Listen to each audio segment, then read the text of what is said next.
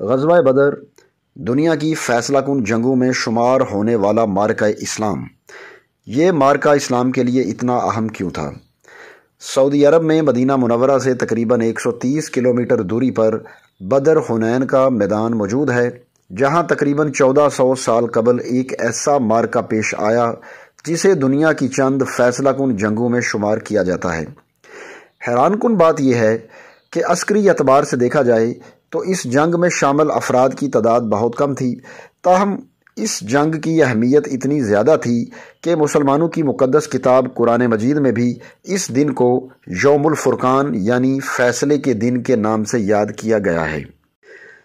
یہ جنگ مسلمانوں کی نوزائیدہ ریاست مدینہ کے لیے سیاسی، عسکری اور معاشی اعتبار سے کتنی اہم تھی، مگر اس سے قبل یہ جانتے ہیں کہ بدر کا میدان کیوں اہم تھا اور اس کا نام کیسے پڑا۔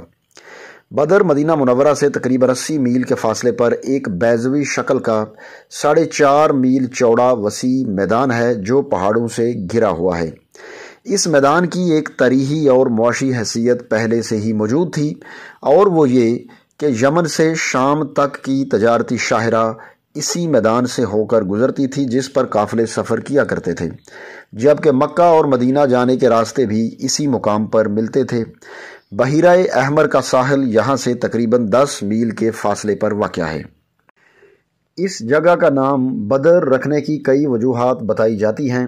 پہلی وجہ یہ کہ یہاں بدر بن یخلد نامی ایک شخص نے ایک کنواں کھدوایا جس کا پانی بے حد شفاف تھا۔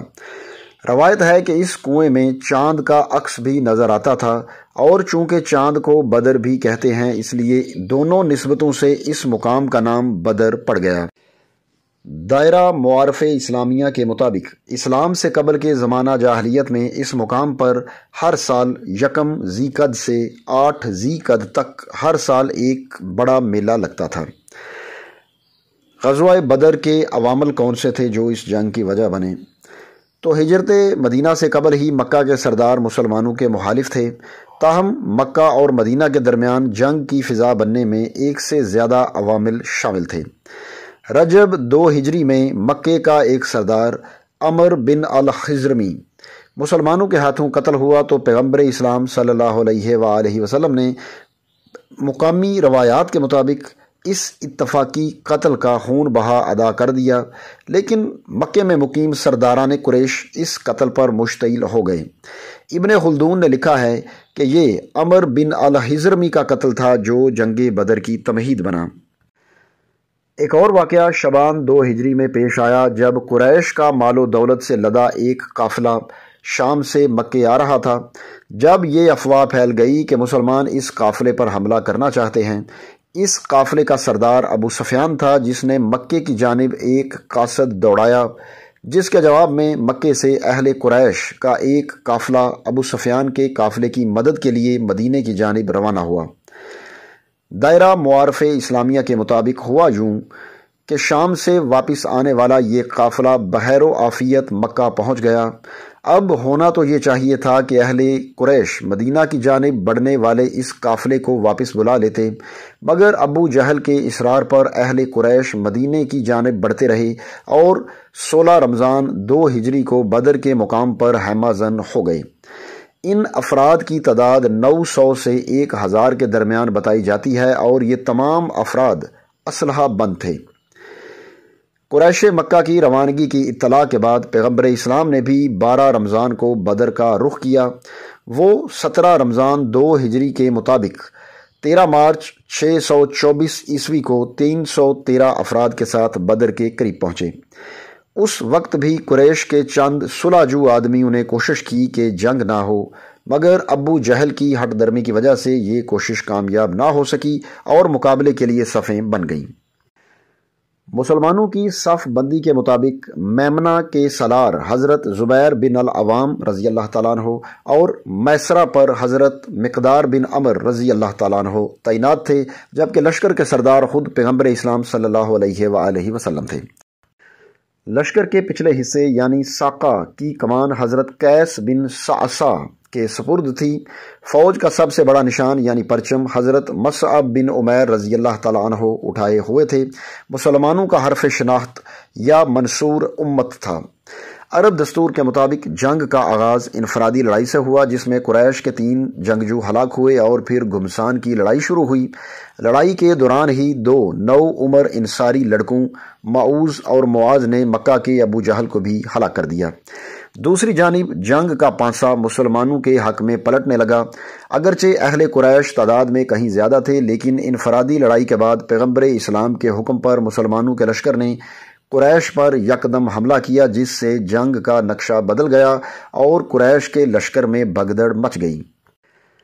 اس دوران قریش کے کئی اہم افراد ہلاک ہوئے، جن کی مجموعی تعداد 70 تھی۔ اہل قریش کے 70 افراد گرفتار بھی ہوئے، جن کے بارے میں فیصلہ یہ ہوا کہ ان سے 4 ہزار درہم فدیہ لے کر انہیں آزاد کر دیا جائے، اور جو لکھنا پڑھنا جانتے تھے وہ انصار کے 10 بچوں کو لکھنا پڑھنا سکھائیں۔ اس جنگ کی اہمیت کئی حوالوں سے تھی، اور شاید اسی لیے اس کا شمار دنیا کی چند فیصلہ کن جنگوں میں کیا جاتا ہے۔ اگرچہ تعداد کے حساب سے دیکھا جائے تو یہ بہت بڑی لڑائی نہیں تھی۔ کیمبرج کی تاریخ اسلام کے مطابق اس جنگ کے نتائج کی اہمیت سیاسی بھی تھی اور مذہبی بھی۔ کتاب کے مطابق ایک جانب مکہ کے درجنوں ایسے اہم رہنما ہلاک ہوئے جن کی انتظامی اور تجارتی مہارت کا کوئی نیم البدل نہیں تھا۔ کیمبرج کی تاریخ اسلام میں لکھا ہے کہ تعداد کی اکثریت کے باوجود مکہ کی شکست نے ایک طرف ان کا اعتماد اور رتبہ کم کر دیا، تو دوسری جانب اس جنگ کے بعد مکہ کے تجارتی راستے کو لاحق خطرات بھی واضح کر دیے، کیونکہ مکہ کی تمام تر دولت کا انحصار اسی تجارت پر تھا۔ یعنی قریش کی شہرت بری طرح مجروح ہوئی اور ان کی شام کی تجارتی شاہراہ بھی غیر محفوظ ہو گئی، اور یوں دیگر قبائل میں بھی ان کی وقت کم ہو گئی۔ اس جنگ سے اہل مکہ کو یقیناً ہر پہلو سے نقصان ہوا تھا۔ سب سے بڑھ کر جو نقصان ہوا وہ عزت و وقار کا نقصان تھا۔ قریش مکہ کو جزیرۃ العرب میں ممتاز مقام حاصل تھا۔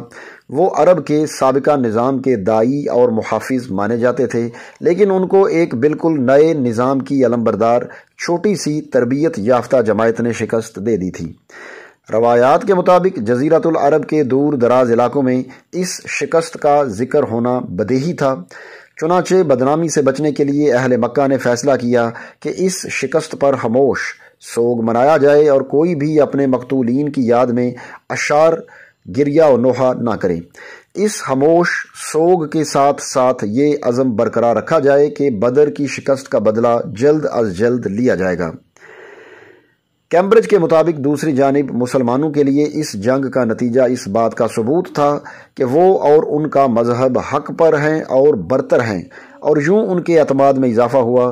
اس جنگ کے بعد مسلمان ایک قوت بن کر ابھرے اور مدینے کی ریاست مستحکم ہوئی۔ اس فتح نے مدینے میں بسنے والے یہودیوں کو بھی مرعوب کر دیا۔